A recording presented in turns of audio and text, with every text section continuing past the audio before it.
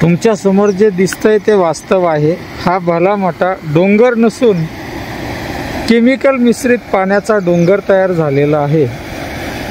त्यामुळे इंद्रायणी प्रदूषण मुक्त झाली किंवा नाही याचं सत्य दर्शन तुमच्या डोळ्यांनी तुम्ही पाहू शकता।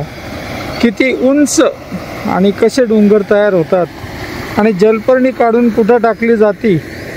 जलपर्णीसाठी अडवलेलं जे आहे त्यामुळे हे पुढे पांगलं नाही, तर संपूर्ण नदीभर हा परिसर केमिकल युक्त दिसला असता।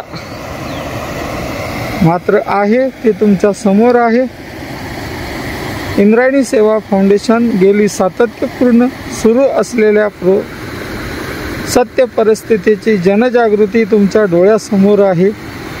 काही लोक म्हणतात हे ताजं नाही, शिळं झालं, मात्र हे लाईव्ह पाहू शकता तुम्ही। हे आत्ताची सत्य बाब आहे जी तुमच्या समोर आहे। जी लोक म्हणतात आजचं नाही जुनं आहे, त्यांनीही सुद्धा डोळे फाडून उघडून बघा की हे शिळं नाही, आत्ताचं आहे। आज दिनांक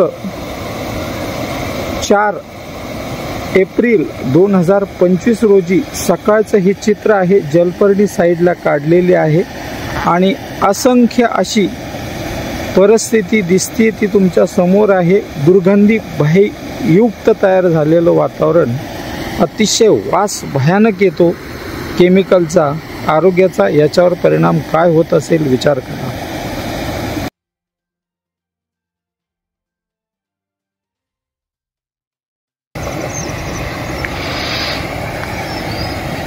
तुमच्या समोर जे दिसतंय ते वास्तव आहे। हा भला मोठा डोंगर नसून केमिकल मिश्रित पाण्याचा डोंगर तयार झालेला आहे।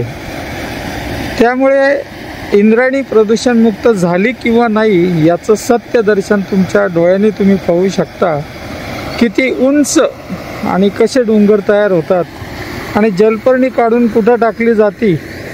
जलपर्णीसाठी अडवलेलं जे आहे त्यामुळे हे पुढे पांगलं नाही, तर संपूर्ण नदीभर हा परिसर केमिकल युक्त दिसला असता। मात्र आहे ते तुमच्या समोर आहे।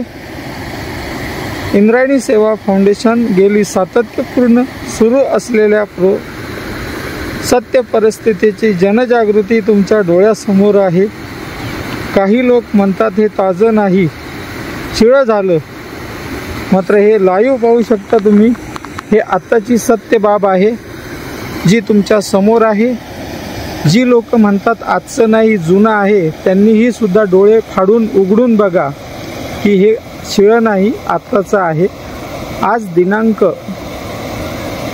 4 एप्रिल 2025 रोजी सकाळचं हे चित्र आहे। जलपर्णी साईडला काढलेले आहे आणि असंख्य अशी परिस्थिती दिसते ती तुमच्या समोर आहे। दुर्गंधी भययुक्त तयार झालेलं वातावरण, अतिशय वास भयानक येतो केमिकलचा, आरोग्याचा। याच्यावर परिणाम काय होत असेल विचार करा।